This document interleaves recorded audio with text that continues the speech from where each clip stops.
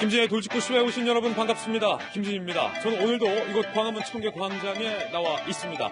국립중앙박물관이 사실상 손혜원 의원의 채용 압박에 대해서 시인을 했습니다. 손혜원 의원이 찾아와서 특정한 직원을 채용하라라고 국립중앙박물관에게 이야기를 했다는 겁니다. 잠시 후 그 이야기 상세하게 나눠보겠습니다. 손혜원 의원은 오늘 목포 그거리에서 기자회견을 예고했습니다. 깜짝 놀랄 만한 반전 카드도 공개하겠다. 이렇게 선전포고까지 했는데 과연 그 내용은 무엇인지도 한번 예측해보겠습니다. 전 매일 아침 비가 오나 눈이 오나 이곳에서 여러분을 기다리겠습니다. 김진의 돌직구쇼 지금 라이브로 시작합니다. 잠깐만요.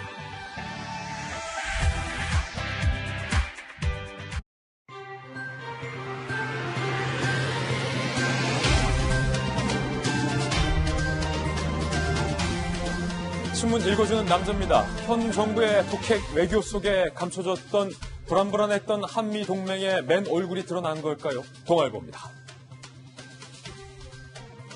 트럼프 미국 대통령이 주한미군이 주둔하는 방위비의 비용으로 최소 1조 1,300억 원을 요구했습니다. 더욱더 황당한 건 정의용 실장이 1조가 넘는 건 부담스럽다며 9,999억 원을 제시했지만 단칼에 거부당했다는 겁니다. 일각에선 정부가 비핵화라는 한 배를 탄 미군이 설마 주한미군 비용 문제를 협상 테이블에 올리겠냐라는 낙관론에 지나치게 기대다가 벼랑 끝에 몰렸다라는 비판이 나오고 있습니다. 한편에선 한미 동맹이라면서 1조 1,300억 원을 요구한 미국에 대한 비판 여론도 거셉니다. 다음 신문입니다. 이번엔 조선일보입니다.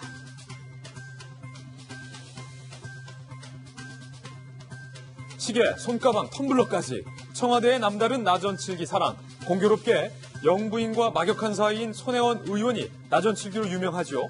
청와대 기념품들과 손 의원이 모종의 연관이 있는 것 아니냐라는 의혹에 대해서 청와대는 기념품은 관련 기관에 위탁해서 운영하고 있을 뿐이다. 이렇게 해명을 했습니다. 하지만 정부 관계자는 공교롭게도 현 정부 들어서 나전칠기 기념품이 급증한 건 사실이다. 이렇게 이야기를 했습니다. 잠시 후에 이야기 나눠보겠습니다. 다음 신문입니다. 이번엔 한겨레 신문입니다. 한겨레 신문이 오늘 손혜원 의원을 강하게 비판했습니다. 한겨레, 이해충돌 비판엔 입 닫은 손혜원. 국회의원은 자신의 이익과 국민의 이익이 충돌할 경우 자신의 이익을 포기해야 하는 의무가 있는데 이에 대해서 손혜원 의원은 계속 무시하고 있다는 겁니다. 같은 당의 금태섭 의원이 이를 지적했지만 되려 잘 알고나 말하라며 반발을 하고 있는 부분을 오늘 한겨레 신문은 날카롭게 꼬집었습니다. 다음 신문입니다. 이번엔 경향신문입니다.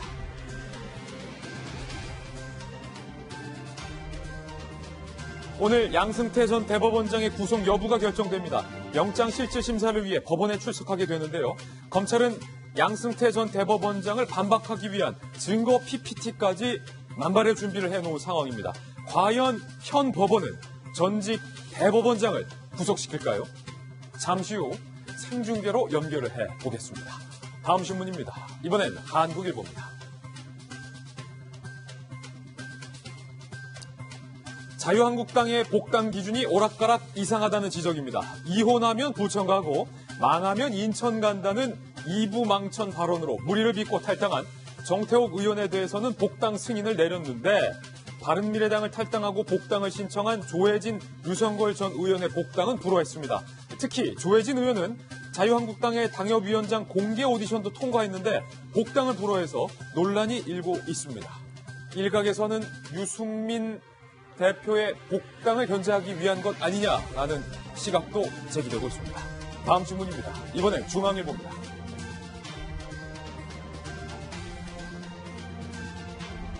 중국이 본토의 미세먼지를 줄이기 위해서 한반도 쪽으로 공장들을 대거 옮기고 있다. 이런 설이 있었죠. 그런데 오늘 이 설 일부 사실로 확인됐습니다. 한반도로 오는 길목인 산둥성에 지금 보시는 사진처럼 오염시설이 늘어났다는 겁니다. 내륙에 있던 산둥 철강이 한반도 쪽 바닷가로 이렇게 옮겨왔고 열병합 발전소도 이 지역에 속속 늘어나고 있습니다. 미세먼지 문제. 잠시 후 오늘의 핫플에서 다뤄보겠습니다. 지금까지 신문 읽어주는 남자였습니다. 네, 저와 함께 등판한 등판 선수부터 소개를 해드리겠습니다. 저희 돌직구쇼의 전담 변호사 손수호 변호사님, 미남 변호사, 그리고 요즘 뜨는 핫한 대변인 민주당의 현근택 대변인, 바르다 박선생, 박정화 전 청와대 대변인 모셨고요. 베테랑 채널의 여기자 박수윤 기자와 돌직구쇼의 시그니처 김병인 박사님 모셨습니다. 모두 어서 오세요. 안녕하세요. 네, 이분들과 함께 오늘 탑뉴스로 돌직구쇼의 문을 열겠습니다.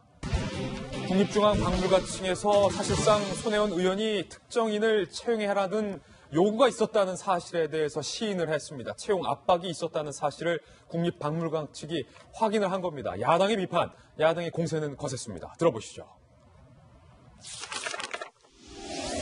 손혜원 게이트를 자꾸 이야기를 하는데 이 게이트 사건 맞죠? 국회의원이라는 자리를 이용해서 국비가 여기 1,100억이 들어간답니다. 네. 자기가 그 국비를 투여하게 해놓고 국비 들어갈 자리에 땅하고 집하고 20곳을 샀다고 하죠. 이거는 투기가 아니고 이거는 범죄입니다. 범죄. 예? 말하자면 퍼스트레이디 친구라고 해서 지금 또 이력저력 넘기려고 하잖아요. 손혜원과 최순실을 가만히 생각하니까 몇 가지 이제 공통점이 좀 있는 것이, 최순실 비리의 첫 번째 범죄는 그 여러 가지 절차를 생략한 거 아니겠습니까? 이사회의 절차도 생략해버리고 모든 걸 자기 지시 하나로 했는데, 또 한 가지는 두 사람 다 자기 조카를 이용했다는 겁니다. 이것이 외지인들에게 소위 특정인에 관련된 사람들에게 이익이 돌아가지 않도록 하겠습니다. 저는 공직자로서의 처신을 생각해 봅니다. 우리가 보통 오얏나무 밑에서 갓을 고쳐매지 말아라 이렇게 이야기를 하는데, 저는 이 사건을 보면서 오얏나무 밑에서 정말 오얏나무를 다 가져가려고 한 것 아닌가 하는 그런 안타까움이 있습니다. 손혜원 의원의 이야기도 준비했습니다. 특히 오얏나무 밑에서 오얏나무를 다 가져가려 했다라고 발언했던 조금 전 나경원 의원을 향해서 손혜원 의원이 이렇게 이야기했습니다. 4선 의원의 삼수까지 해서 원내대표 되신 분이 원하던 자리 차지했으면 일 열심히 해야지 본질이 뭔지 감조차 못 잡으면서 어찌 4선 의원까지 됐는지 의아스럽다. 나경원 의원을 저격한 거죠. 그러면서 곧 반전의 빅카드를 폭로할 거다. 방송 한번 같이 했던 정으로 충고한다. 부디 뒷전으로 한 발 물러나서 조심하시길 바란다. 뒷전으로 물러서서 조심하시길 바란다. 이렇게 이야기를 했습니다. 오늘 손혜원 의원이 목포의 그 거리에서 기자회견을 갖고 방금 말했던 반전의 빅카드를 공개할 거다라는 얘기까지 나오고 있습니다. 과연 오늘 손혜원 의원이 무슨 빅카드를 공개할지도 잠시 후에 이야기 나눠보겠습니다. 그런데 손혜원 의원의 이슈를 쭉 팔로우하던 중에 지금 청와대로까지 불똥이 번졌습니다. 어떤 점에서 불똥이 번졌을까요? 저희가 출력물로 준비해봤는데요. 함께 보시죠. 공교롭게 뭔가 딱 그렇다고 말할 수는 없지만 뭔가 오묘한 시점에, 오묘한 때에 유독 청와대의 대통령과 영부인의 이 기념품들의 나전칠기가 유독 많이 반영이 돼 있더라라는 게 지금 기사화되고 있습니다. 첫 번째 보시는 것은 대통령의 기념시계입니다. 각 정부가 출범할 때마다 이 대통령의 기념시계를 누구는 받았고 누구는 못 받았다. 정치인들 사이에서도, 국회의원 사이에서도 민감하거든요. 그리고 이게 얼마에 만들면 내가 얼마 똑같이 만들어줄게라는 암시장까지 나올 정도로 핫한 아이템인데, 그 문재인 대통령 시계에 보시죠. 봉황 부분에 나전칠기 장식이 들어가 있다는 거예요.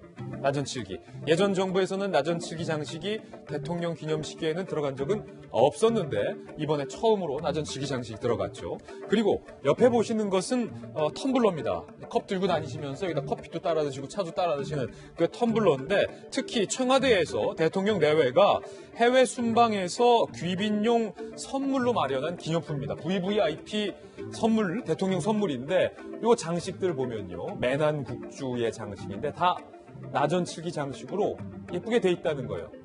대나무도 매화꽃도 나전칠기로 장식이 돼 있더라. 그리고 세 번째, 김정숙 여사가 들고 다닌 손가방, 김정숙 여사의 손가방, 특히 워싱턴을 방문했을 때도 이 클러치 가방을 들고 갔는데, 여기 보시면 흰 가방에 자개 모양으로 예쁘게 포인트가 들어가 있었다는 거죠. 영부인의 자개 손가방까지 모두 다 나전칠기가 들어가 있다는 겁니다. 영상으로 준비했습니다. 첫 번째 보고 계시는 것은요, 김정수 여사가 2017년 6월 30일 미국 워싱턴에서 마이크 펜스 부통령의 부인 카렌 여사와 악수를 하면서 한 손에 들고 있는 저 손가방이 저때 당시에 많은 관심을 받았었는데, 그 이유는 흰색 바탕에 나전칠기 자개 문양이 예쁘게 새겨져 있다는 거죠. 그 클러치, 저 가방 알고 봤더니 나전칠기 장식이 있었어요. 그리고 이번에는 독일 함부르크 주요 20개국 G20 정상회의 기간에 열렸던 음악회에서, 그리고 그 정상 G20 행사마다 김정수 여사가 이번에는 다른 모양의 손가방을 들고 나왔는데, 그 역시 나전칠기, 자개 장식이 돼 있더라라는 겁니다. 바탕색이 좀 다르고 자개 모양도 조금 다른 것이 특징입니다. 보이시죠? 여러 개의 나전칠기 손가방을 들고 다니셨어요. 그리고 이번에는 조금 전에 말씀드렸던 정말로 핫한 머스트 해브 잇 아이템, 대통령의 기념 시계입니다. 사람이 먼저다라는 글씨가 새겨져 있는 남녀용 한 쌍이 제작되어 있는데, 지금 보시는 것처럼 대통령을 상징하는, 대한민국의 대통령을 상징하는 봉황 문양, 조선시대 때부터 왕을 상징하는 게 봉황이었죠.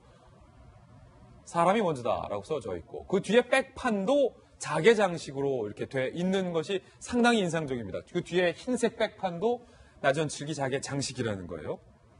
그리고 자, 이것은 손톱깎이 세트인데 상당히 고급스럽죠? 손톱깎이 세트. 청와대가 문재인 대통령 2017년 첫 미국 방문 당시 해외 교민 행사에서 우리 교민분들에게 선물로 배포한 대통령의 선물입니다. 이때도 케이스에 나전칠기 모양이 새겨져 있었다는 겁니다. 그리고 국무총리의 기념품에도 마우스입니다. 컴퓨터용 마우스에도 나전칠기 장식이 마우스에도 돼 있어요. 저는 마우스에 나전칠기 장식된 것은 이번에 처음 봤습니다. 상당히 귀하고 예뻐 보이는데 역시 나전칠기였다는 거예요. 그리고 매티스 장관에게 선물했던 군 지휘봉에도 케이스에 나전칠기 장식이 들어가 있는 모습이 주목되고 있습니다. 그리고 텀블러에도 방금 보셨던 것처럼 나전칠기 장식이 돼 있었다. 박수윤 기자, 지금 보니까 이 정부 들어서 또 묘하게 나전칠기 기념품, 대통령 관련된 기념품이 많은 것은 또 사실이네요. 네, 지금 쭉 둘러보니까 진짜 나전칠기로 정말 많은 제품들을 만들 수 있구나라는 걸 좀 알게 됐어요. 예쁘긴 예뻐요. 네, 그 전에 본 적이 없었던, 특히 뭐 나전칠기 가방 같은 거는 저희가 나전칠기로 가방을 만들 수 있을 거라고 생각하진 않았는데, 지금 보니까 그런 게 가능한 거잖아요.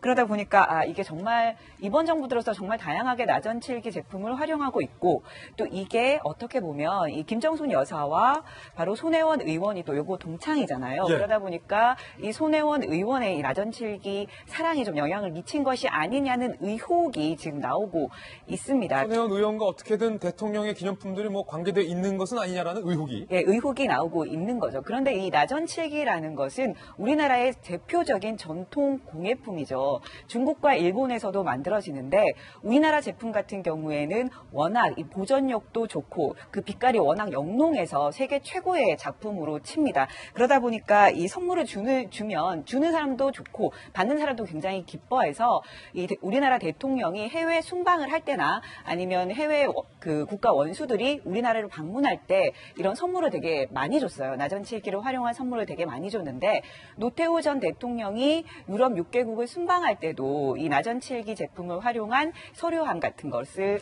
이렇게 그때 국가 원수들에게 돌렸고요. 예. 박근혜 전 대통령 역시 영국 왕실을 방문을 했을 때 그때도 이 나비 문양이 들어간 나전칠기 제품을 선물로 이 영국 왕실에 줬습니다. 그리고 김대중 전 대통령 때도 그 영국 엘리자베스 여왕이 우리나라로 왔었거든요. 그때도 이 나전칠기 제품을 그 선물로 준 바가 있습니다. 그렇군요. 자, 없었던 건 아니다. 과거에도 나전칠기 대통령 기념품이 있었는데 이번 정부 들어서 유독 기념품이 좀 많아지는 것 같다라는 사실이 지금 확인이 되고 있는데, 현 대변인, 이게 혹시 손혜원 영부인의 친구니까 관련 있지 않느냐라는 게 의혹이에요. 어떻습니까? 어떻게든 이제 연결시켜 보고 싶은, 네. 예전에 이제 여고 뭐 중학교 고등학교 동창이다 이걸로 해서 이제 뭐가 나와야 되는데 이거 악성이다, 안 나왔거든요. 악성이다, 악성. 안 나왔는데 마침 보니까 이제 낮은 칠기 지금 말씀 잘하셨어요. 그 전에 이게 뭐냐면 안 쓰던 게 아니에요. 예. 박근혜 대통령 같은 경우에도 뭐 선물도 하고 이랬었거든요. 그렇게 보면 이게 뭐 갑자기 나타난 건 아닙니다. 근데 말씀하신 것처럼 뭐 시계 있는지 없는지 저는 몰라요. 저 시계 못 받았거든요. 없어서 모르겠는데. 현 대변인은 대통령의 시계를 안 줬다. 그건 아닙니다만. 예. 그래서 이게 뭐 어떻게든 아마 이제 청와대하고 연결시켜보고 싶고 아마 기자들이 제가 보기에는 야 이제 저도 사실은 지갑, 마우스 이런 것까지 그 낮은 칠기 하는 건 잘 몰랐어요. 우리가 그러니까요. 뭐 필통이나 뭐 가구나 이런 데 많이 봤지만 그래서 뭐 제가 보기에는 그냥 뭐 우연의 일치지 저게 뭐 꼭 연결되는 건 아닌 것 같습니다. 근데 예. 어쨌든 기자들의 호기심이 청와대와 어쨌든 연결시켜보고 싶은 그런 생각은 좀 있는 것 같습니다. 보니까 아마 계속적으로 취재는 될 것 같습니다. 보니까. 예. 지금 어제 청와대 해명도 나왔는데 박정화 대변인. 네. 이정도 청와대 총무비서관이 이렇게 얘기했습니다. 금시초문이다. 전통문화 관련 기관에 외부 기관에 위탁해서 운영하고 있을 뿐이다. 우리는 어떻게 선물이 지정되는지도 모른다라고 이정도 총무비서관이 해명을 했는데 청와대에 계셨잖아요. 이 해명 사실입니까? 제가 볼 때는 요즘에는 뭐 어떻게 하는지 모르겠습니다만 최소한 제가 근무했던 당시는 그렇게 하지 않았어요. 무슨 말이에요, 이게? 저희가 이제 분명히 구분을 해야 되는데 아마 이정도 비서관이 얘기한 거는 대통령의 기념품, 그러니까 대통령의 기념품은 좀 전에 이렇게 화면에 봤던 것처럼 봉황이 들어가 있는 대통령의 기념품이 있습니다. 이거는 청와대가 직접 발주를 해서 제작을 하고 물건도 선정을 해요. 근데 이정도 비서관이 아마 외부기관이 위탁해서 했다는 건 사랑채에서 아마 사랑채에서 판매하고 있는 청와대 일반적인 기념품을 말하는 것 같아요. 예. 청와대 일반적인 기념품은 대통령의 봉황이 들어가지가 않습니다. 그러니까 청와대 기와지붕을 상징하는 그 엠블렘이 들어가고 청와대라는 마크가 들어가 있는데요. 지금 화면에서 보시는 저런 대통령 시계는 봉황이 들어가 있잖아요. 봉황이 들어가 있고 바닥이 하얀 자개로 되어 있어요. 저희가 사실은 제가 근무할 당시에 대통령 시계는 그 원가가 많이 높지 않았어요. 한 예.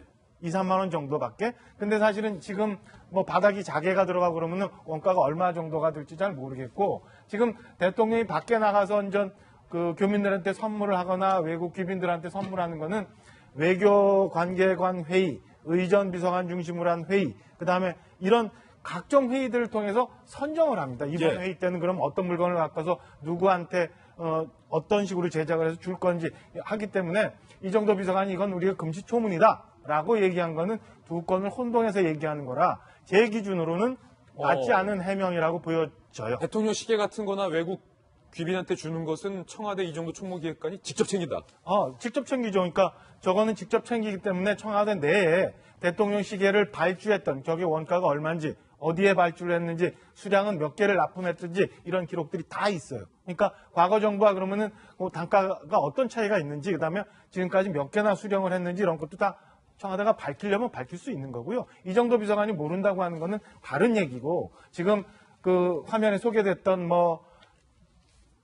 김정숙 여사의 핸드백이나 아니면은 예. 자개 텀블러나 손톱깎이나 이런 거는 다 별도 그때 대통령이 순방을 나가실 때 그럼 이번에는 어떤 선물을 어떻게 준비해서 누구한테 줄 건가를 굉장히 면밀히 준비를 해서 발주를 해갖고 챙겨갖고 나가는 거기 때문에 총무비서관이 모른다?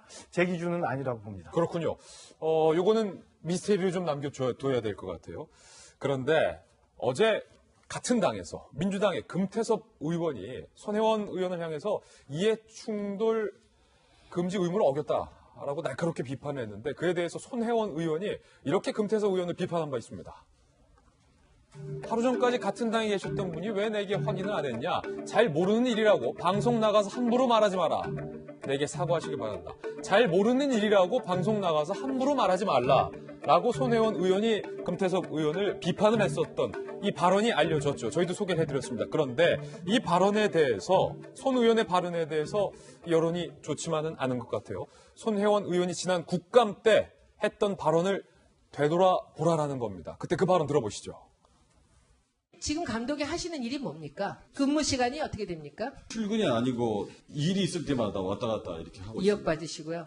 어디 가서 체크를 하십니까? TV 보시면서 하십니까? 5구장을 동시에 전체적으로 선수들을 보고 있기 때문에 그게 훨씬 좋습니다. 너무 편한 전임 감독 하시는 건 아닙니까? 사과를 하시던지 사퇴를 하시던지 지금 이렇게 끝까지 버티고 우기시면 계속 2020년까지 가기 힘듭니다. 그래서 우승했다는 얘기를 하지 마십시오. 그 우승이 뭐 그렇게 어려운 거라고 다들 생각하지 않습니다.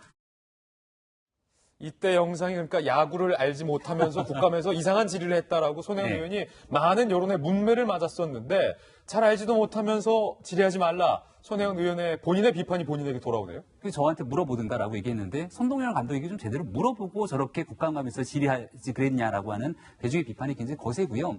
손혜원 의원에 대해서 사실 대중이 많은 이 여론이 좀 싸늘한 게 과거에 했던 발언들이 그대로 돌아오는 겁니다. 가장 최근 발언은 신재민 전 사무관에 대한 발언이었는데 신재민 전 사무관에 대해서도 돈 벌러 나왔다라는 식의 이야기를 하게 되죠. 그리고 나서 고시 기간이 꽤 긴 편이죠? 라고 얘기를 하고 나쁜 머리라는 표현을 쓰게 됩니다. 예. 아니 그 같은 상황이면 신재민 전 사무관에게 손혜원 의원의 발언처럼 똑같이 확인해 보셨는지 잘 알지도 못하는 사람에 대해서 인격적인 굉장히 나쁜 발언들을 쏟아냈던 전례가 있고요. 특히 노무현 전 대통령에 대해서도 노무현 전 대통령의 죽음을 계획된 것이라고 하는 발언을 했다가 한번 굉장히 큰 구설수에 오르지 않았습니까? 손혜원 의원이. 그러니까 이런 여러 가지 사건들을 종합해 보건데 지금 본인에게 쏟아지고 있는 여러 가지 의혹들은 첫 번째는 언론에서 제기한 것이고 그 언론에서 제기한 의혹들에 대해서 야당은 국회 차원에서 현재 살아있는 권력과 결탁돼 있거나 아니면 정부의 모종의 영향력을 행사했다라면 이 부분에 대해서도 분명히 견제하고 감시해야 될 의무가 있기 때문에 충분히 제기할 수 있는 겁니다. 그렇다면 거기에 대해서 사실관계가 무엇인지를 밝히면 되는 건데 야당이 주장하고 있는 것처럼 타짜의 한 장면을 보는 것 같다는 얘기를 하잖아요. 예. 나는 이렇게 다 걸었는데 너는 뭘 거냐, 뭘 걸 수 있냐라고 얘기를 하고 있는 손혜원 의원의 대응에 대해서 여전히 많은 국민들이 조금 의아한 감정들을 갖고 있지 않을까 생각이 듭니다. 결국 저 질의가 영향을 미쳐서 손동열 감독이 이제 국가대표 감독직을 내려놓는 일까지 연결이 된 건데 현 대변인 네. 잘 알고서 질의하라.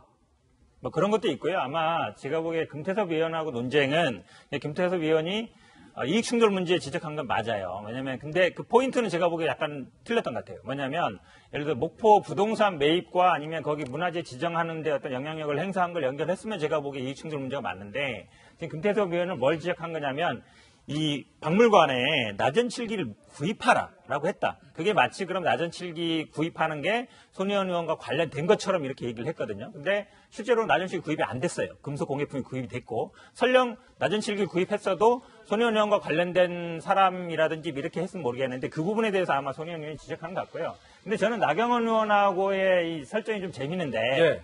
아마 비카드는 안 한다고 했지만 제 예상입니다. 왜냐하면 나경원 의원이 예전에 서울시장 나왔을 때 부동산 문제가 크게 이슈가 된 적이 있어요. 신당동에 그 당시에 2004년에 17억에 매입해서 2010년에 30억이 팔았거든요. 시세 차익이 13억 남겼는데 그러니까 부동산 문제에 대해서는 나경원 의원이 나한테 할 말이 있냐. 예. 아마 이제 그런 뭔가 다른 부동산이라든지 이런 부분을 아마 제가 보기엔 좀 들고 나올 가능성이 있지 않나라고. 손혜원 의원이 오늘 기자회견 그러니까 재밌으시겠네요. 사실은 뭐 확실한 건 아니고 혹시 그렇지 않을까라고 생각해 봅니다. 추측까지 나오고 있는데 손혜원 의원의 그 여성 조카 경리단길에서 와인바를 하다가 형편이 어려워서 잘 사는 고모가 돈을 주고 목포로 그 거리로 내려가라고 했다는 그 조카가 어제 나경원 의원이 목포를 찾았을 때 나경원 의원을 보러 밖으로 나왔던 일이 있습니다. 왜 나오셨냐라고 물으니까 이렇게 이야기했습니다. 나 의원의 피부가 얼마나 좋은지 보러 나왔다. 라고 하면서 사진을 찰칵 찍었다는 거예요. 그러니까 나경원 의원이 서울시장 후보로 나갔을 때 당시에 고배를 마셨을 때 피부과 논란이 있었는데 그것을 이른바 손혜원 의원의 여성 조카가 공격을 하기 위한 발언으로 저 발언을 한 것이 아니냐. 정치부 기자들은 이렇게 해석을 하고 있는데 나경원 의원의 피부가 얼마나 좋은지 보러 나왔다. 라고 사진을 찰칵 찍었다는 거예요. 충동 구매로 세 채를 구매했다는 그 조카죠, 아마? 예. 그 조카 같은 경우가 지금 어저께 나경원 원내대표가 지도부를 대동해서 창성장에 와서 이 문화재 거리를 쭉 둘러보고 갔습니다. 근데 저 같은 발언을 했던 배경에는 저는 이 문제를 너무 정치적으로 끌고 가면서 프레임을 형성하려고 하는 것들이 아닌가라고 하는 생각이 드는데요. 저기서 나경원 원내대표와 자유한국당을 비판하기 시작하면서 우리는 저쪽과 반대되는 진영이다라고 하는 메시지를 전달하려고 하는 것이 아닌가 생각이 들고요. 손혜원 의원이 애당초에는 박지원 의원과 또 각을 분명히 세우기 시작합니다. 목포에서 그렇게 하게 됐을 경우에는 실질적인 구도심을 개발하려고 하고 도시재생을 활성화시킨 사람이 박지원 의원이냐 아니면 손혜원 의원이냐 이렇게 프레임이 형성이 되는 거거든요. 자꾸만 이번에도 또 나경원 의원과의 프레임 전쟁을 형성하려고 하는 모습들이 보이게 되는데 사건의 본질 정확하게 이해하고 돌아가야 됩니다. 도대체 손혜원 의원이 문화체육관광위원회 간사로서 본인의 영향력을 행사하고 문화재거리 지정에 관여한 부분이 있는 건지, 지금 이것뿐만이 아니라 손혜원 의원이 했던 박물관에 대한 의혹들, 그리고 본인 부친에 대해서 독립유공자 지정에 관한 의혹들, 여러 가지가 쏟아지고 있는 건데, 이 모든 것들을 너무 정치적 상황으로 끌고 가는 것이 아니냐는 의혹이 있고, 돌이켜보면 손혜원 의원은 브랜드 전문가, 광고 홍보 전문가거든요. 본질과 다르게 보여지고 있는 상황 속에서 다른 부분으로 전문성을 살리는 건 아닌지라는 생각이 들기도 합니다. 국립박물관 측에서 어제 입장 자료를 냈는데요. 이게 오히려 제기됐던 의혹을 시인하는 결과가 돼버렸습니다. 국립박물관의 입장 한번 살펴보시죠. 손혜원 의원과 국립박물관 사이에 무슨 일이 터질게 터졌다. 손혜원 의원의 압력을 사실상 어제 국립박물관이 시인했다. 라는 거예요. 작년 6월에 국립중앙박물관을 찾은 손혜원 의원이 3시간에 걸쳐서 A씨를 채용할 것을 요구합니다. 학예사 A씨의 채용을 요구했다는 거죠.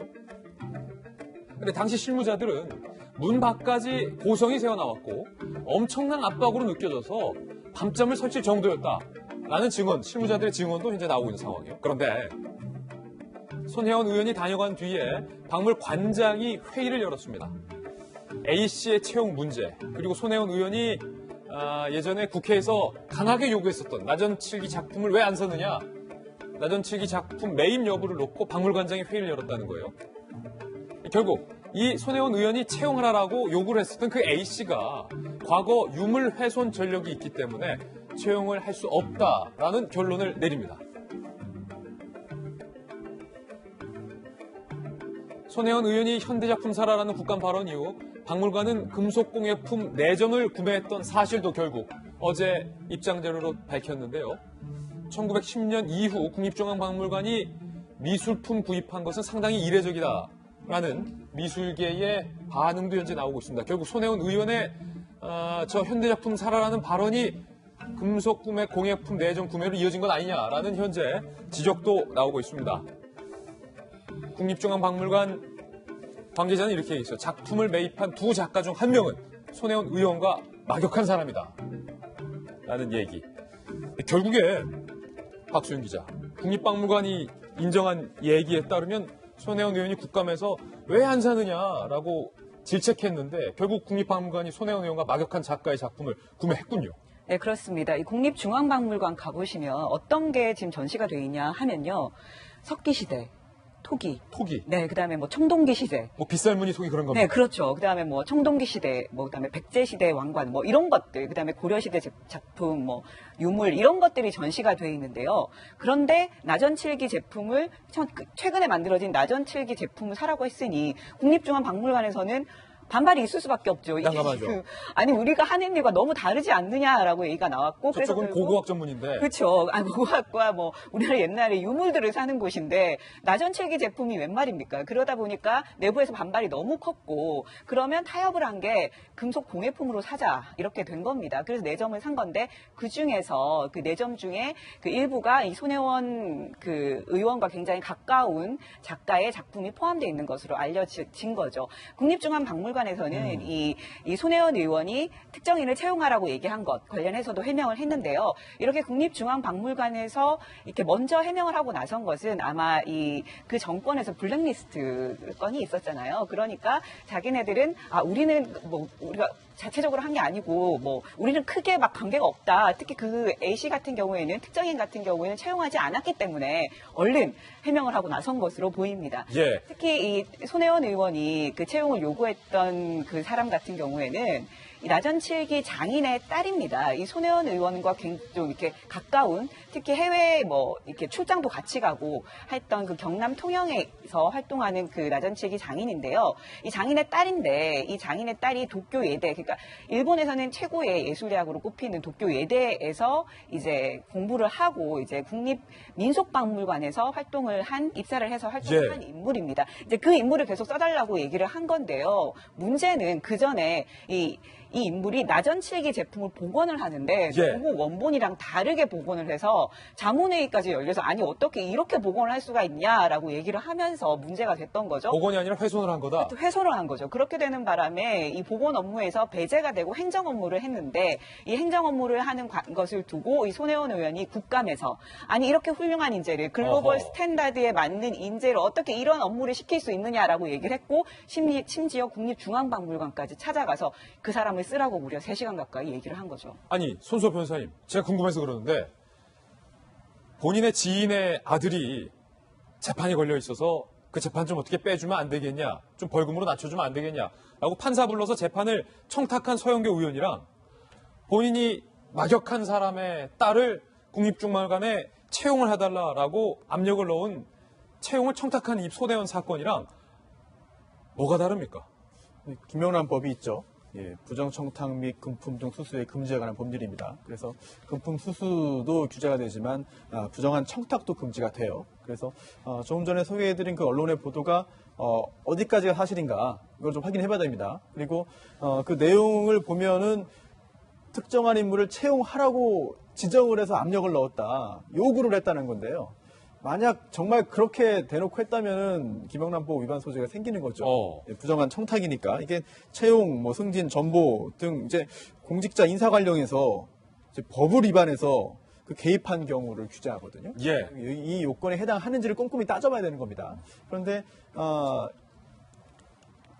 거칠게 봤을 때 이 법 위반 아니야라고 생각할 수 있는 그런 행위들도 실제로는 그렇지 않은 경우가 상당히 있어요. 그래서 이 언론 보도가 어디까지 사실이며 구체적으로 어떤 행위가 있었는지를 사실은 면밀하게 좀 꼼꼼하게 확인을 해봐야 됩니다. 그래서 지금 단계에서 이거 김영란법 위반이다, 인사에 개입했다, 한 명을 정말 딱 찍어가지고 이거를 채용하라고 압력을 넣었고 국립중앙박물관이 거기에 따라서 움직였다, 이렇게 단정적으로 말하기에는 약간 성급하지 않나 그런 생각도 듭니다. 국립중앙박물관 관계자가 이렇게 이야기를 했습니다. 속 시원하다는 겁니다. 후배들이 다들 속 시원하다고 한다. 손 의원 다녀가면 박물관 분위기도 얼어붙곤 했다. 이제라도 알려줘서 다행이다. 박정현 대변인 고성이 났다는 거예요. 왜 이 사람을 채용하지 않았냐. 그리고 박물관 관계자는 야, 속 시원하다. 이제라도 알려줘서. 그리고 어제 국립중앙박물관은 손 의원이 이 사람을 채용하라고 요구했었던 것은 사실이다. 당연히 아니 국회의원이 와서 3시간씩 있으면서 안에서 고성이 나고 그러면은 직원들이 얼마나 불편했겠어요. 그리고 그 일이 있고 난 다음에 바로 관장이 회의를 소집해서 나전칠기 공예품 구입 문제, 그 다음에 문제가 되고 있는 A씨 채용 문제에 대해서 논의를 했으니까 당연히 그 안에서야 압력으로 느낄 수밖에 없었고 매일매일이 힘든 나날이었을 거예요. 이 손혜원 의원 참 그 재밌는 양반인 게 멘탈 갑이라고도 불리면서 자꾸 저렇게 하니까 동료 의원들 사이에서도 이런 얘기가 나온다는 거 아니에요. 적이 돼서도 안 되고 너무 친해도 안 되고 가급적 손혜원 의원하고 얽히면 안 된다. 예. 이런 얘기가 동료 의원들 사이에서도 나올 정도로 불가근 불가원입니까? 그런 상황인 것 같아요. 워낙 자기가 옳다고 생각하는 일에 대해서는 다른 주변의 사람들 얘기 전혀 듣지 않고 그냥 앞으로만 나가니까 저런 얘기들이 나오는 것 같은데요. 글쎄 잘 모르겠어요. 좀 전에 우리 김병인 박사님 이 프레임 얘기했지만 사실은 손혜원 의원이 민주당을 탈당은 아니지만 당적을 버리는 그때 했던 얘기가 이거 너무 정쟁으로 몰아가지 말아라 라고 했는데 사실은 지금 보면은 본인 스스로가 이걸 정쟁으로 점점 몰아가고 있어요. 얼마 전에 제가 제일 나쁜 것 중에 하나가 볼모잡이 하는 건데 예. 이건 자기 지지자들 볼모잡이 하는 거고 오늘 갑자기 느닷없이 먹고 가서 기자회견 한다는데 이 기자들 또 볼모잡이 하는 거 아니에요? 예. 무슨 얘기를 할지 잘 모르겠습니다만 좀 전에 우리 현 대변인 말씀 주신 것 같은 엉뚱한 얘기를 한다면 이거야말로 정말 말이 안 되는 기자회견 아닌가 싶어요. 계속 의혹이지만 사실은 목포 도시재생한다면서 조카 재단 통해서 뚝딱뚝딱 뭘 하고 부친 군장 하는데 뚝딱뚝딱 하고 그다음에 좀 전에 나왔던 것처럼 박물관장한테 압력 넣어서 나전칠기 아니라 금속공품 하고 자기 아는 딸 뚝딱뚝딱 하고 이렇게 되면 참 요즘에 좀 굉장히 잘 나가는 우리 백종원 씨 잠깐 소환하면 그 사람 표현대로 하면 이렇게 될 것 같아요. 예. 세상 참 쉽죠. 세상 참 쉽죠. 쉽게 산 거 아닙니까? 제가 보기에는요, 지금 두 분이, 손혜원 의원이 정치 정점화하고 있다는데, 어제 나경원 원내대표가 왜 갔습니까, 목포에? 예. 그런 일 있어요? 제가 보기에는 이슈화를 간 거예요, 목적 자체가. 그러니까 오히려 정치 이슈화는 지금 자유한국당에서 하고 있고요. 그다음에 지금 뭐 말씀해 주신 것처럼 무슨 팀도 만들고 TF팀. 한성규 의원 제가 있는 사무실 있는 지역인데 오랜만에 봤어요. 갑자기 저기 무슨 관련 한성규 의원이 저런 쪽이랑 무슨 관계 있는지 모르겠어요. 뜬금없다. 네, 뜬금없이 나오셔가지고 하는 얘기가 보면 또 별 언론에 이미 다 나온 얘기예요. 그래서 정치만 오히려 특검 요구하고 국정조사 얘기하고 아니, 목포에 사람들 잔뜩 가가지고 저게 이슈하는 거 아니에요? 제가 보기엔 정치 이슈하는 한국당에서 하고 있는 게 맞습니다. 예, 손혜원 의원과 관련된 새로운 의혹과 이야기들 오늘도 집중적으로 보도를 해드렸습니다. 내일은 또 뭐가 나올까? 내일도 한번 기대를 해주시죠. 이번엔 저희가 준비한 다음 이슈입니다. 만나보시죠. 안타까운 일이 벌어졌습니다. 한국인 대학생이 미국 그랜드 캐니언에 여행을 갔다가 그만 그랜드 캐니언에서 추락하는 사고가 발생을 했습니다. 그런데 이 청년을 고국으로 돌려보내달라는 청와대 국민청원이 등장을 했습니다. 도대체 무슨 일이 있었던 걸까요? 그랜드 캐니언에서 벌어진 사고 영상을 저희가 입수했는데요. 그 영상부터 함께 보시죠. 자, 지금 멀리서 보이시는 장면입니다. 빨간 동그라미 안에서 우리 지금 보시는 것처럼 한국인 대학생이 지금 추락을 하고 있는 아찔한 영상입니다. 그 이후의 장면은 저희가 차마 보도를 해드릴 수가 없습니다. 다만 이 장면을 여러분에게 보여드리는 것은 그때 당시에 무슨 일이 있었는지, 그리고 이 추락이 현재 미국에서 법적인 쟁점이 되고 있기 때문에 이 영상을 판단의 근거로서 여러분께 앞부분만 보여드렸다라는 점을 밝혀드리겠습니다. 무슨 일이 있었던 것인지 사건을 정말 취재했습니다. 그랜드 캐니언 추락 20대 10억 병원비의 귀국 불투명. 지난달 캐나다 유학생 박모 씨가 유학을 마친 후 미국 여행을 떠납니다.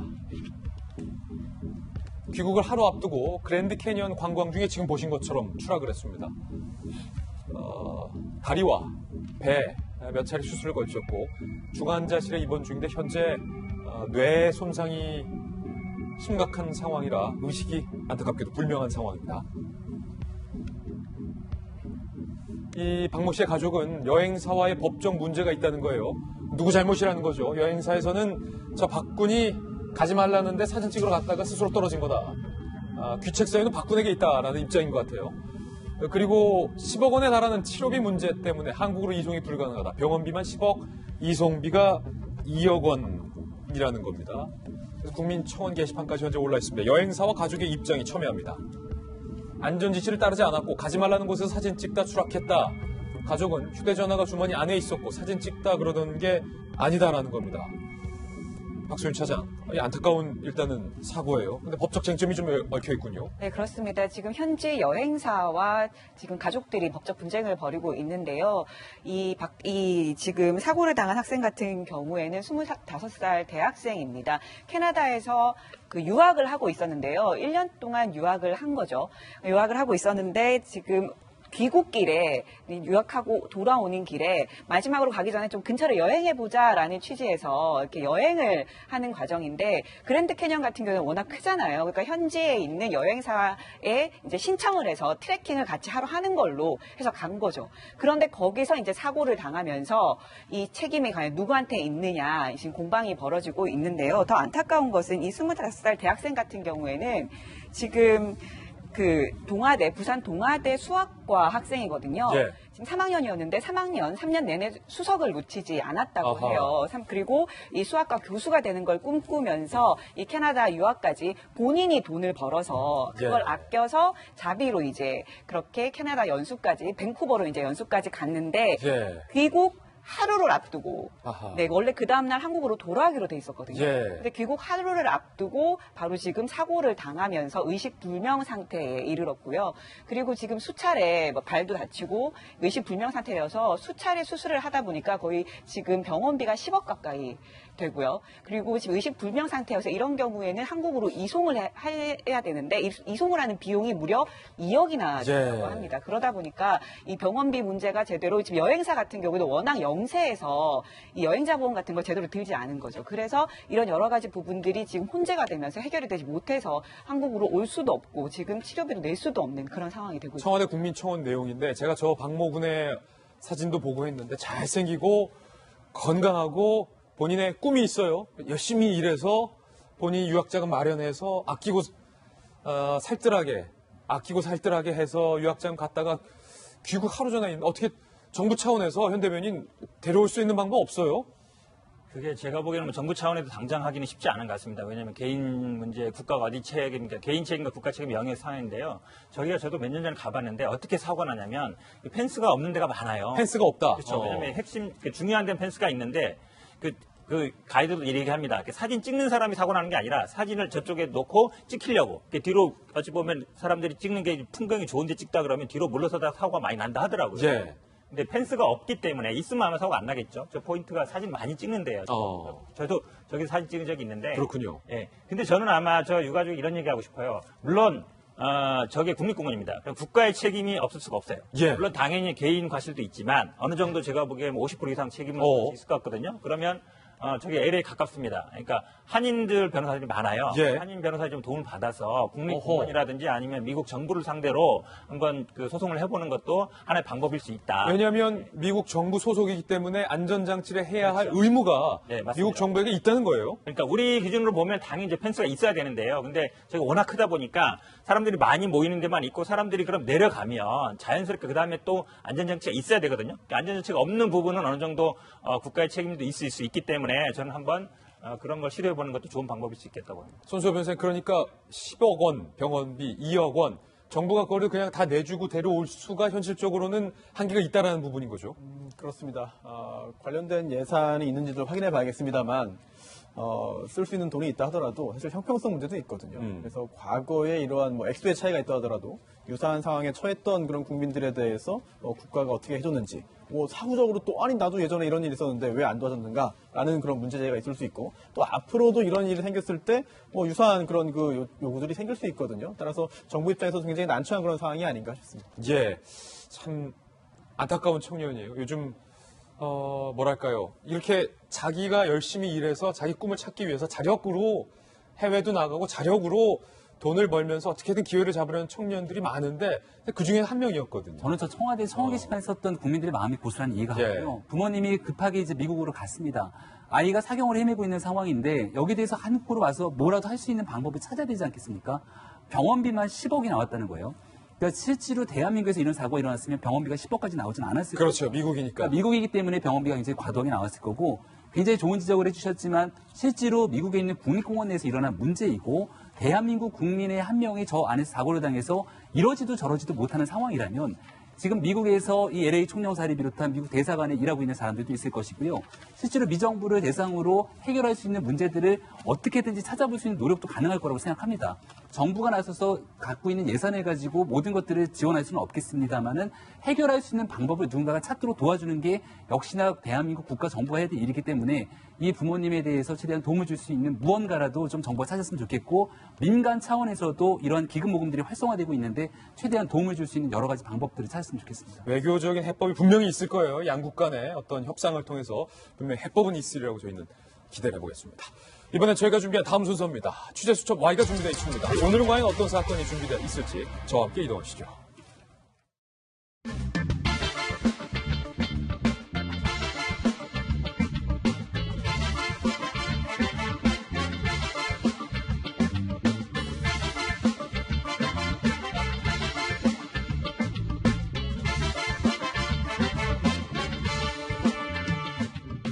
취재 수첩 Y입니다. 오늘도 저희 돌직구쇼의 수사반장이자 대한민국 최고의 수사통 백희종 전 팀장님 모셨습니다. 어서 오세요. 네, 안녕하십니까. 그리고 선 변호사님과 함께 하겠습니다. 이 두 분과 함께 살펴볼 첫 번째 취재 수첩부터 열어보겠습니다. 바로 이겁니다. 또 제주에서 한 명이 실종됐습니다. 이번엔 30대 남성이 실종이 됐는데 경찰이 찾다가 결국 공개 수사로 전환을 했습니다. 공개 수사 속에 등장하는 이 남성, 제주에서 마지막으로 포착된 CCTV 화면을 저희가 입수했습니다. 함께 보시죠. 지금 보시는 것처럼 베이지 패딩에 그리고 흰색 모자와 또 편안한 캐주얼 바지를 입고 있고 흰색 운동화를 신고 있는 청바지군요. 이 30대 남성이 실종이 된 겁니다. 제주도에서 실종이 됐어요. 이 청년, 사실은 회사에서 인턴 과정으로 재직 중인 상황으로 알려졌는데 이 청년이 지금 이렇게 연락이 안 되고 있어서 결국 경찰은 흔적을 찾을 수가 없기 때문에 공개 수사로 전환한 상황입니다. 이 사건의 전말도 저희가 취재했어요. 제주 실종 30대 남성 공개 수사. 지난 16일 오전 경기 고양시에 거주하고 있는 31살의 김 씨, 컴퓨터에 죄송하다라는 편지를 남긴 뒤 집을 나선 후 회사에도 무단 결근을 한 상황이에요. 그리고 이 김 씨는 오후 1시 50분에 김포공항에서 제주행의 비행기에 오르게 됩니다. 오후 4시 15분 김 씨의 가족들이 연락이 되지 않는다면서 실종 신고를 했는데 문제는 김 씨가 휴대폰과 신용카드를 모두 집에 둔 채 자취를 감췄다는 겁니다. 고양시의 경찰은 김 씨의 이동 경로를 파악한 후에 제주경찰 측에 공조 수사를 요청합니다. 오후 5시 제주시청 인근을 걸어가는 조금 전에 보셨던 그 CCTV 마지막 행적을 확인한 후 일주일째 수사를 했지만 이 김모 씨의 행방이 묘연했어요. 결국 공개 수사로 전환을 했습니다. 지금까지가 언론에 보도된 내용인데 저희 돌직구쇼에서 저희 백희종 팀장님이 이 사건을 좀 발빠르게 저희들이 한번 취재했습니다. 그런데 오늘 오전 8시 50분쯤에 다시 한번 말씀드립니다. 오늘 오전 8시 50분쯤에 이 제주에서 실종된 김 씨가 생존한 채 조금 전에 발견이 됐다라는 현재 사실을 저희들이 확인을 했습니다. 다시 한번 말씀드리겠습니다. 제주에서 실종됐던 김모 씨 30대가 오늘 아침 경찰과 또 부모님에 의해서 무사히 발견이 됐다라는 소식을 저희들이 취재를 했는데 백희종 팀장님, 이거 어떻게 된 겁니까? 네, 사실 김세명 씨 공개 수사로 전환이 됐기 때문에 실명을 얘기해도 됩니다. 그렇죠. 김세명 씨 31세 된 분인데 사실 군 병역도 필요하고 대학도 졸업하고 부모님 입장에서는 그 어려움을 사실 모를 수 있죠. 청년 요즘 그 취업 이런 부분 때문에 인턴 사원으로 근무를 하다가 이제 정규직 전환 이런 부분 또 회사 내에서의 어떤 불안한 심리 이런 것들이 이제 종합적으로 점철이 돼서 결국은 컴퓨터에다가 유서 형식의 글을 남기고 제주도로 김포공항에서 제주도로 갔는데 제주도 1월 16일 날 오후 5시경에 서문시장 그러니까 시청 인근에서 사라집니다. 그래서 경찰은 실종 신고라고 하는 부분은 단순 가출일 수도 있지만 이게 이제 혹시 극단적인 선택이라든가 어떤 다른 범죄에 연루될 가능성이 있다라든가 여러 가지를 하기 때문에 이번에 경찰이 보면 제주지방경찰청 여청 수사, 서귀포, 동부, 서부 그리고 이제 고양 경찰서뿐만 아니라 경기 북부청에서 단독 단체 카톡을 개설합니다. 그래가지고 굉장히 발빠르게 대응을 했는데 보도가 안 된 겁니다만 어제 서귀포시 그 대저급 영랑리 일대 인근에 있는 갯바위에서 낚시꾼 2명이 이제 채널 A라든가 뉴스를 보고 그 낚시꾼들이 인상착의를 보고서 신고를 합니다. 그래서 경찰이 발빠르게 부모님에게 또 연락을 하죠. 그래서 아버지하고 가족들이 현장에 와서 경찰이 탐문하는 중에 아버지가 가장 먼저 김세명 자기 아들을 발견합니다. 아니 그럼 갯바위에서 발견했다는 것은 어쩌기 보면 굉장히 아슬아슬했던 극적인 순간에 발견했다고 볼 수 있습니까?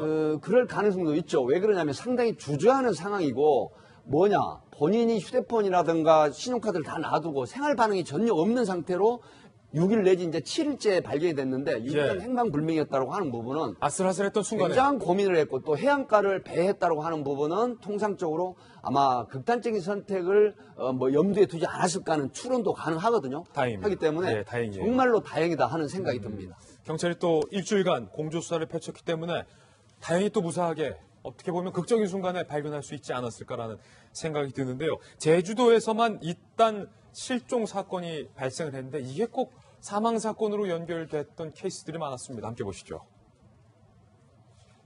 지난해 11월 파주에서 온 30대 엄마와 3살 딸 사망한 채 발견됐는데 극단적 선택이 유력한 상황 저희들도 보도해드렸어요. 그리고 지난해 7월 가족과 캠핑 중이던 30대 여성의 실종 사건도 저희들이 보도해드렸는데 실족사로 결론이 났다라는 거죠. 안타까운 사건으로 이어질 뻔했는데 경찰이 발빠르게 그래도 잘 발견돼서 그나마 다행으로 김 씨가 발견됐다라는 소식은 저희 채널A 돌직구쇼에서 취재 수첩에서 단독으로 확인해서 여러분께 보도를 해드렸습니다. 워낙 뜨거운 사안이기 때문에 저희가 보도를 해드렸습니다. 두 번째 취재 수첩도 한번 살펴보겠습니다. 바로 이겁니다. 아니 일본의 번화한 유흥거리 신주쿠 한복판에서 총격 살인 사건이 벌어졌습니다. 그런데 그 살해된 피해자가 한국인이었습니다. 신주쿠 현장에서 범죄 현장에서 저희 돌직구쇼 시청자가 보내온 현장의 사진들부터 함께 보시죠.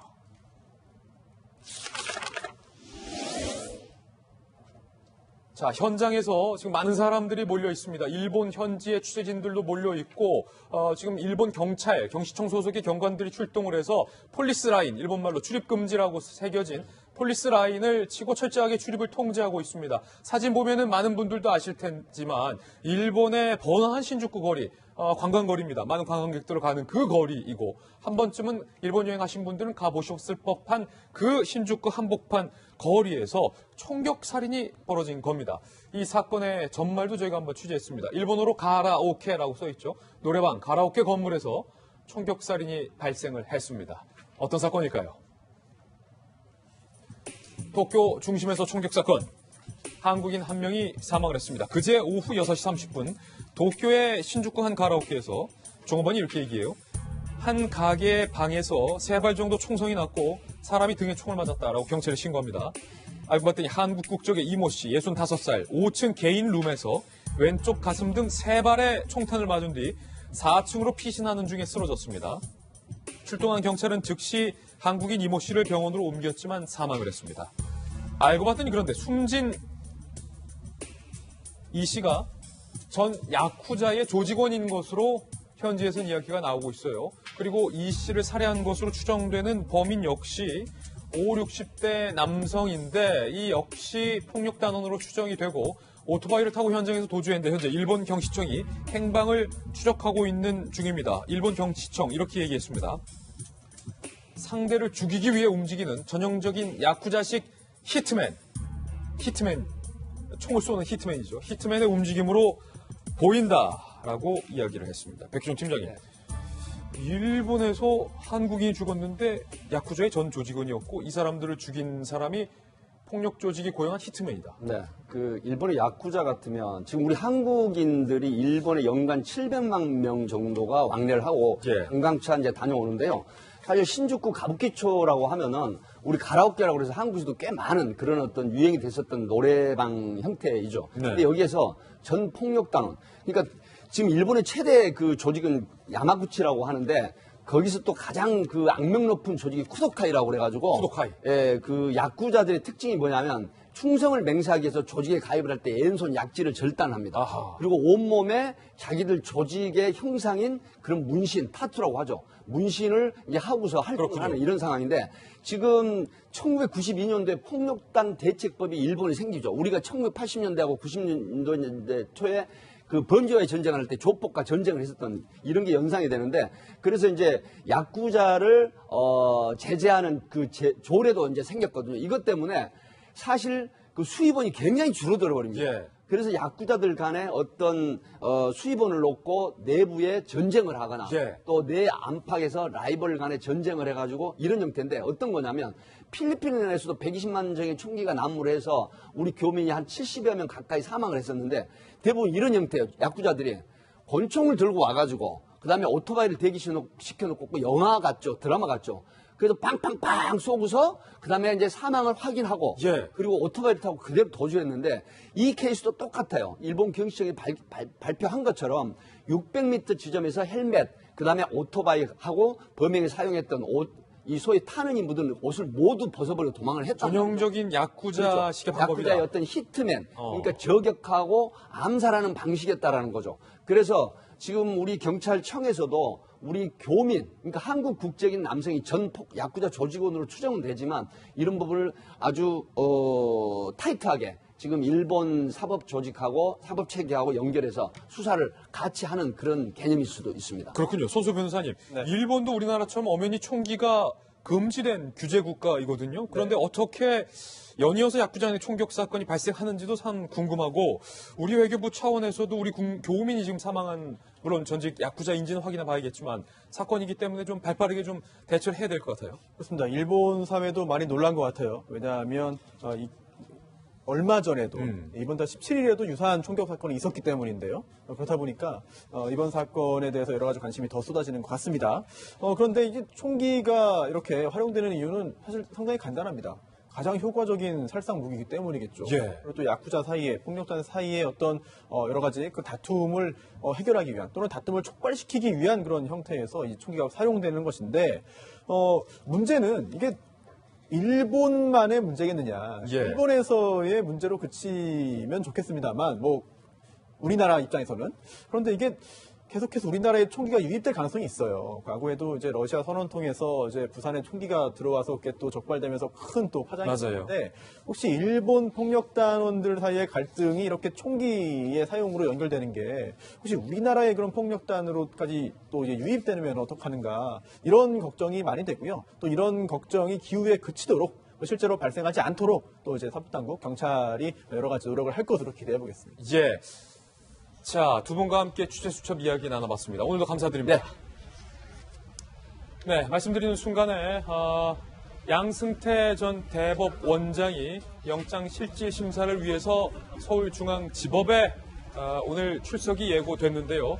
지금 양승태 전 대법원장이 법원에 출석을 했습니다. 과연 오늘 법원이 양승태 전직 대법원장에게 구속영장을 발부할 것인지가 초유의 관심사입니다. 구속영장이 발부될지 아닐지 그 여부에 대해서도 뉴스 속보가 나오면 저희들이 전해드리도록 하겠습니다.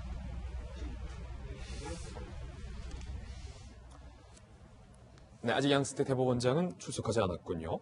다음 순서입니다. 오늘의 핫플이 준비되어 있습니다. 오늘은 과연 어떤 분들이 핫플 4인방으로 선정이 되셨을지 살펴볼 텐데요. 조금 전에 양승태 대법원장이 좀 도착을 했군요. 이렇게 되면은 핫플은 그냥 5명으로 해도 될 것 같아요. 양승태 전 대법원장이 영장실질심사에 출석을 하기 위해서 모습을 드러냈는데요. 과연 뭐라고 입장을 밝힐지, 밝히지 않고 그대로 들어갈 건지 한번 지켜보겠습니다. 전직 대법원장 최초로 구속심사 받게 되셨는데 심경 어떠십니까? 오늘 어떤 부분 다투세요?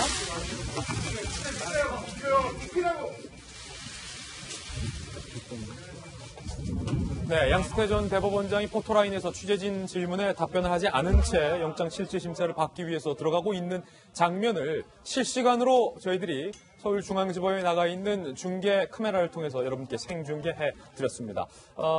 조금 시간이 걸릴 거예요. 아마 영장실질심사 이후에 법원이 어떻게 판단할 건가 고민을 할 텐데, 전직 대법원장이 영장실질심사에 나온 것도 초유의 일인데, 만약에 구속영장이 발부된다면 그것은 더더욱 초유의 일이 될 것이기 때문에 모든 눈과 귀가 지금 오늘 법원의 선택에 쏠려 있습니다. 생중계로 전해드렸습니다. 네, 오늘의 핫플 4인방을 만나볼 순서입니다. 오늘은 과연 어떤 분들이 핫플 4인방에 선정이 되셨을지 함께 보시죠.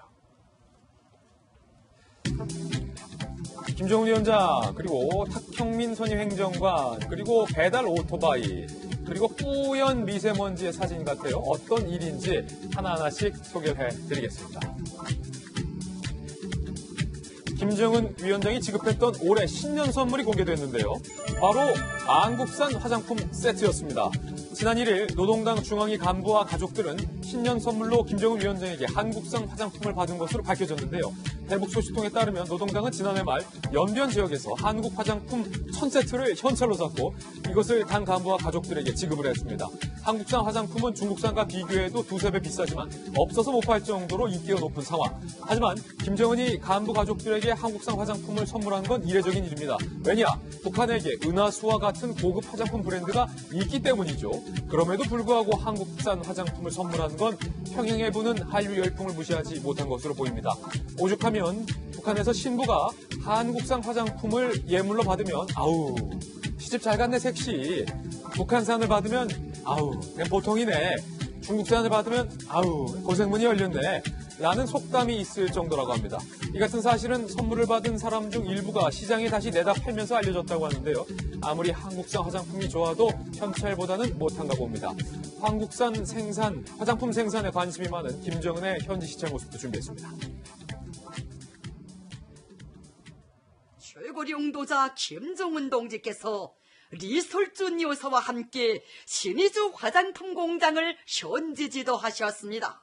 봄양기 화장품으로 명성이 자자한 신의주 화장품 공장에 언제부터 한번 와보려고 하였는데 오늘에야 왔다고, 공장에서 최근에도 좋은 성과를 내고 있다는 보고를 받고 시간을 내어 왔다고 따뜻이 말씀하셨습니다.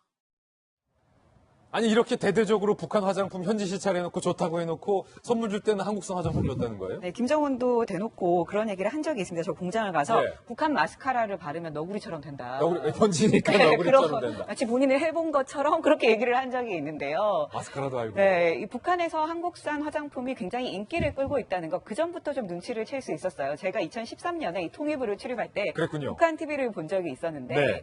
그 북한에서 굉장히 그 해당화관이라고 평양 대동강변에 굉장히 최신식 걔들 표현대로 하면 최신식 백화점을 지은 적이 있어요. 그래서 최신식으로 지어놓고 그거를 이제 조선중앙TV에 이렇게 공개를 했는데 그 공개를 할 때 화장품 매장이 있었거든요. 예. 그 화장품 매장에 우리나라 브랜드가 이렇게 딱 적혀 있는 거예요. 우리나라 브랜드가 있었다는 거예요? 네, 우리나라 브랜드가 이렇게 적혀 있는 거예요. 이거는 라네즈? 네, 그렇습니다. 특정 브랜드가 이렇게 적혀 있어서 그 모습을 보고 예. 이게 어떻게 여기 있지라는 생각을 가졌었거든요.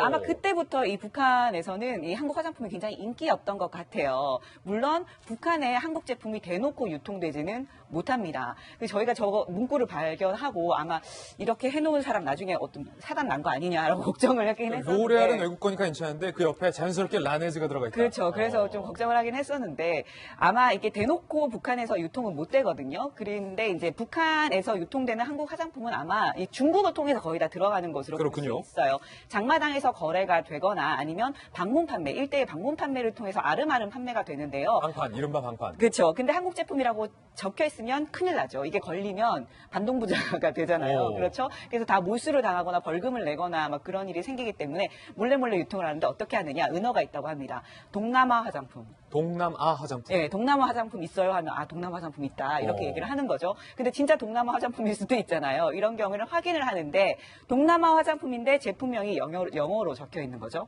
그리고 상자를 열어보면 거기에 한국말로 사용 설명서가 들어 있습니다. 그렇군요. 이런 경우에는 이게 진짜 한국산 제품이구나라고 확인을 해서 그것을 구매하는 형식으로 그렇게 유통이 되고 있는 겁니다. 실제 탈북한 여성분들에게 실제로 한국산 화장품이 인기가 있느냐 요 얘기 한번 들어보시죠.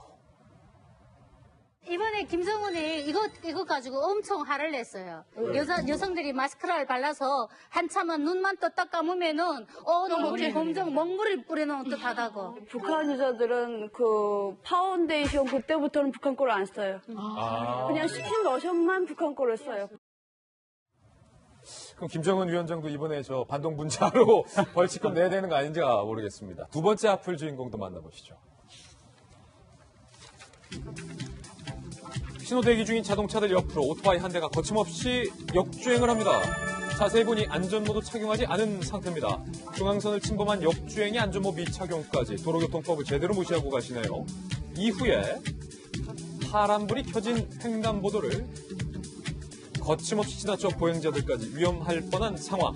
신호 위반까지 더해져 그야말로 거리에 무법자가 따로 없습니다. 이 영상 속의 오토바이를 탄 사람은 다름 아닌 한 프랜차이즈 배달원인 것으로 드러났습니다. 이 짧은 순간 배달원이 저지른 범법 행위로 받게 될 처벌 내용을 살펴보니 안전모 미착용으로 범칙금 2만 원, 중앙선 침범으로 벌점 30전과 범칙금 4만 원, 신호 위반으로 벌점 15전에 범칙금 4만 원, 모두 앞에 면허 정지 45일 정지에 해당합니다. 문제는 배달하시는 분들의 교통 위반 행위가 빈번하다는 점입니다. 운전자는 물론 주행자까지 위험한 배달원의 위험천만 오토바이 주행 멈출 수 없을까요? 현재 해당 프랜차이즈 관계자는 매장을 구육하겠다, 해당 매장을 교육하겠다라는 입장을 밝힌 상황입니다. 조심하세요. 미세먼지를 잡을 특단의 대책으로 또 그동안 꾸준히 제기되어 왔던 인공 강우. 오늘도 미세먼지가 나쁨이에요. 한 이틀 반짝 좋았습니다. 오늘도 나쁨입니다. 인공 강우가 이틀 뒤인 25일 서해상에서 처음으로 실험됩니다. 어제 청와대는 미세먼지로 국민들의 어려움이 큰 만큼 기상청의 인공 강우 실험에 미세먼지 저감 여부를 검토하게 됐다 이렇게 밝혔는데요. 이에 기상청이 곧바로 수행에 들어간 겁니다. 인공 강우는 비구름에 화학물질을 쏘아서 비를 미리 내리게 하거나 더 많이 내리게 만드는 기술로 화학물질을 로켓으로 쏘아 올리기도 하고 항공기를 이용하기도 합니다. 최근에 중국에서도 이 기술이 사용된 바 있죠. 하지만 일각에선 과학적으로 입증된 효과는 아니라고 주장하며 기술력보다 중요한 건 기상 조건이다라고 강조하기도 합니다. 하지만 이번 실험은 중국발 오염물질을 건너오는 길목인 서해상에서 실시되는 만큼 기대감도 적지 않습니다. 게다가 중국이 최근 망언 망발을 했어요. 미세먼지와 관련해서 한국을 향해서 너네 중국 탓만 하다가는 미세먼지 줄일 절호의 기회를 놓칠 것이다 라고 발언을 해서 지금 공분이 일고 있는 상황입니다. 이번 실험으로 제대로 인과관계도 좀 밝혔으면 좋겠습니다. 기상청은 10시 반 마침 돌직구쇼에서 이 소식을 전해드리는 시간이군요. 인공강우 실험에 대해서 브리핑도 할 예정입니다. 인공강우는 사실은 현 대변인이 좀 잘 알아요. 잘 아는 건 아니고요. 지난번에 이제 우리가 돌직구쇼에서 서해안에서 한번 해보면 어떠냐 이런 얘기 나왔는데 그동안 이제 그 내륙에서는 많이 했는데 서해에서 하는 건 처음이라 그럽니다. 근데 사실은 중국은 굉장히 뭐 로켓을 쏘는 방법도 있고 항공기로 하는 방법도 있는데 로켓은 뭐 수천 발씩 뭐 천몇 발씩 쏴서 했어요. 그리고 항공기 이렇게 뿌리는 거 보면 진짜 여러 대가 이렇게 하거든요. 근데 우리나라는 처음으로 항공기 구입한 데 저거 아마 한 대밖에 없나 봐요. 한 대. 뿌리는 거 보니까 지금 비가 과연 내릴 수 있을까? 비 내릴 수 있는 건 아니다. 예, 왜냐면 진짜 수십 대가 물론 환경 오염 문제라든지 기상 이변이라든지 이런 건 있지만 진짜로 제대로 하려면 연구팀도 좀 크게 만들고 예산도 지원해서 항공기도 한 5대 정도 쫙 가면서 이렇게 뿌려야 제가 보기에 비가 좀 내리지. 조만한 거 한 대 가지고 뿌려가지고 얼마나 비가 내릴지 좀 걱정됩니다. 아니 박정화 대변인 지금 중국이 한 발언을 보면요. 이거 또 열받네. 미세먼지 때문에 오늘 안 좋은데 너네 한국 중국 탓만 하다가는 평생 미세먼지 줄일 절호의 기회를 놓칠 것이다 라고 뭐 저줍니까 뭡니까 이거? 오만한 발언을 했는데요. 사실은 중국 현지에서는 미세먼지 농도가 조금 낮아졌다는 거예요. 그거 가지고 얘기를 하고 있는데 그거는 절대치가 너무 높은 데서 낮아진 거고 저희는 미세먼지가 이렇게 높지 않은 상황에서 뭐 확인은 안 됐습니다만 중국 영향으로 미세먼지가 이렇게 농도가 높아진 것 같잖아요. 그리고 아니 오늘 아침에도 기사 있잖아요. 낮잖아요. 맞지만은 예. 산동성 주변으로 모든 저 오염 공장들을 옮기고 그다음에 그 전에 저희가 뭐 한 열흘 전쯤 미세먼지 심할 때 얘기했지만 산둥성 해안가에 있는 컨테이너에서 하나에서 뿜어내는 미세먼지가 디젤차 50만 대분을 한다고 저희가 소개했잖아요. 그렇게 해서 다 그걸 서해안으로 해서 한반도로 밀어내고 있으면서 미세먼지 우리 많이 줄였으니까 다 니네 안에 챙겨라는 건 굉장히 오만한 발언이고 저희도 이런 거에 대해서 그때도 얘기했지만 빨리빨리 조사해가지고 중국하고 대등하게 얘기를 좀 해야 될 때라고 생각합니다. 그러니까 우리 정부가 문재인 대통령이 선거 때 공약이었잖아요. 중국에게 할 말은 하겠다. 네. 그런데 지금까지 중국에게 할 말을 한 모습보다는 중국 탓하지 말고 우리끼리 문제를 하자라는 발언을 정부 관계자, 장관이 나서서 하고 있으니까 중국이 보기에 야 너네 장관도 너네 문제라잖아 라고 좀 만만하게 보는 거 아니냐. 대중외교를 잘하고 있는 건지 잘 모르겠습니다. 예. 얼마 전까지 주중대사를 주셨던 노영민 대사가 지금 대통령 실장으로 왔는 상황인데요. 그렇다면 그 기간 동안 했었던 노력들에 대해서 지금 어떤 것도 드러나 있는 상황이 없다라면 지금 대통령 실장으로 와 있는 상황 속에서 훨씬 더 많은 노력들을 해야 될 것 아니겠습니까? 지금 대한민국의 문재인 정부를 바라보면은 일본에 대해서는 굉장히 할 말들을 한마디도 아끼지 않고 모든 것들을 쏟아냅니다. 한일 관계가 역대 최악이다라는 얘기가 나오지만 미래지향적 한일 관계들보다도 오히려 역사적인 인식을 가지고 충분한 얘기들을 하게 된다면 대한민국 국민들이 안게 되는 실생활의 문제를 가지고 중국이 분명히 할 말을 해야 되겠죠. 얼마 전에 중국이 그런 얘기 하더라고요. 미세먼지는 떠갖고서는 가는 기간 동안에 가라앉기 때문에 한반도까지 날아가지 않는다는 겁니다. 분명히 베이징에서의 미세먼지가 그렇게까지 날아오지 않는다면 산동성 연안에 있는 미세먼지는 그대로 대한민국으로 직격탄으로 날아올 수밖에 없는 건데. 오늘 중앙일보 기사 보니까 산둥성, 한반도 길목에 공장도 이전하고 철강 공장도 확장해서 짓고 열병합 발전소도 많이 짓고 있더라. 거리가 너무나 가까운 공간이기 때문에 여기에 대한 대책들 반드시 반고해야 되고요. 과거에 G20 블루라는 말이 있었습니다. G20 정상회담을 중국에서 하게 되니까 여기에 대해서 모든 공단 가동을 중단시키면서 굉장히 청명한 하늘이 중국뿐만이 아니라 대한민국에서 바라볼 수 있었는데요. 중국의 의지와 노력으로 얼마든지 미세먼지 줄일 수 있거든요. 그럼 거기에 대해서 할 수 있는 외교적인 모든 노력들을 해야 되는 곳 바로 대한민국 정부가 아닌가 이렇게 생각합니다.